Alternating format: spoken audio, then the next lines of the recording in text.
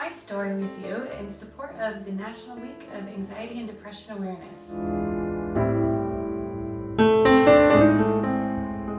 At two separate times in my life, I can remember feeling very depressed, out of my skin, unsure what to do and what was next. The first time is when I was 18. I had just come out of a relationship that I had thought was probably the relationship for me, and I was a freshman at Purdue University in Indiana. I remember feeling very alone. Not only had I just come out of a relationship that was important to me, but I didn't have the same peers. I lived off campus and didn't really feel the need to connect with anybody on campus, and I was just very isolated, terribly alone. I didn't want to turn to my parents and admit to them that I didn't know what was happening for me. I was working too hard to really afford any extra time anywhere else anyway. I just started working out, and things started to change gradually, little by little. It didn't happen overnight. I didn't even know it was happening, actually. I would just go. Then I started to change the way I was eating a little.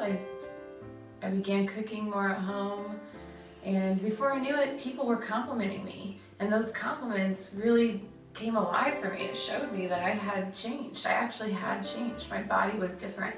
Can you believe that I was still wearing the same clothes and hadn't realized that things had changed? I remember going shopping the first time after losing all that weight and really feeling like I had accomplished something kind of cool, all on my own, and other people were proud of me, and I was proud of me, and that's what was really important. Lots of stuff happened since then. I became a group fitness instructor, which was great. I got to share this all the time with other people, and it was easy to be happy all the time because I knew and I had been there. It wasn't until much later, closer to 30, that I went through it again. I relocated from the Midwest, and then before that Florida, all the way to sunny Northern California. And I knew I wanted to be here. I really strived to come out here. It was work to come out here. But I didn't know that as soon as I got out here, I would definitely be alone. Funny, you can tell yourself that this is what you want, this is what you want, this is what you want, and then when you're there and you're alone, you wonder what you want. It took a long time, 6 to 8 weeks, I'd say, of really being introspective and trying to understand. I lost me. I had known just weeks previous who I was and who I wanted to be, and then I didn't have any idea. And I was scared. And I wanted to run, but I didn't want to run.